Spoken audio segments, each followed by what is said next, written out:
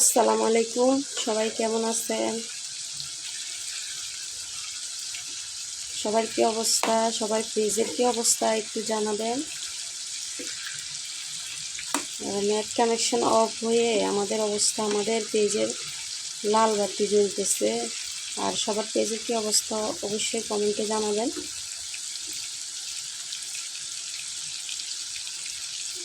তো আমি দুপুরে রান্না রেডি করতেছি।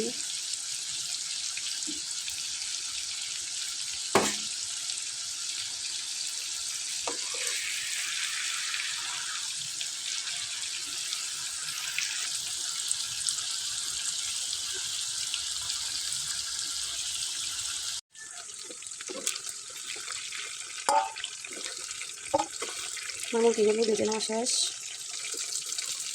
চুলা থেকে নামিয়ে নিচ্ছি। এই তো আমার মুরগিগুলো ভেজে নেওয়া শেষ হয়েছে, এখন রান্না করার পালা। তো আমি এখন মশলাগুলো কষিয়ে নিচ্ছি। এই যে আদা বাটা দিয়ে দিলাম, রসুন বাটা দিয়ে দিলাম, এক এক করে আমি সবগুলো মশলা ভালো মতো কষিয়ে নেব। এই যে আমার কষানো হচ্ছে, মশলাগুলো ভালোভাবে কষিয়ে নেওয়ার পরে আমি এখন পেঁয়াজ কুচি দিয়ে দেব। কিছুটা পেঁয়াজ আমি এখন কুচাইছিলাম, আর কিছুটা পেঁয়াজ ছিল আমার ডিপ ফ্রিজে রাখা। তো এগুলো একটু বরফ জমে রয়েছে, তো সেই জন্য একটু শক্ত দেখাচ্ছে। তো আমি এগুলাকে এখন ভালো মতো নেড়ে ছেড়ে নেবো। হলুদ মরিচ দিয়ে দিচ্ছি। তো আমার ভালো মতো এখন আবার মশলাটা কষিয়ে নেব। আর অনেকে মরিচের গুঁড়া দেখে ভয় পাইয়েন না, কারণ আমি একটু ঝাল বেশি খাই, আর আমার মেয়েরাও ঝাল অনেক বেশি পছন্দ করে। সেই জন্য একটু মরিচের ঝালটা একটু বাড়িয়ে দিলাম। তো এর কি আমার যে মশলাগুলো আবার দিয়ে কষিয়ে নিচ্ছি। তো একটু লবণ দেওয়া বাকি ছিল, লবণটাও দিয়ে দিলাম। এই যে আবার ভালো করে মশলাগুলো কষিয়ে নিচ্ছি। মশলাগুলো ভালো করে কষিয়ে যাওয়ার পর একটু পানি দিয়ে দেব, একটু নেড়ে ছেড়ে দেব। এখন একটু নেড়ে ছেড়ে দেব, একটু ঢাকনা দিয়ে দেব কিছুক্ষণের জন্য। ঢাকনাটা সরিয়ে দেখব মশলাগুলো কষানো হচ্ছে কিনা।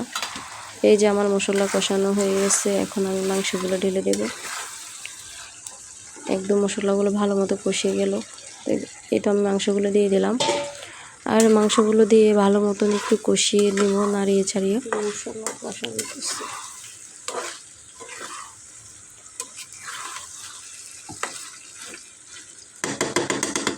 এই যে অনেকে এত কম রান্না দেখে কেউ হাসবেন না, কারণ আমরা মানুষ কম, সেজন্য আমাদের রান্নাটা একটু কম।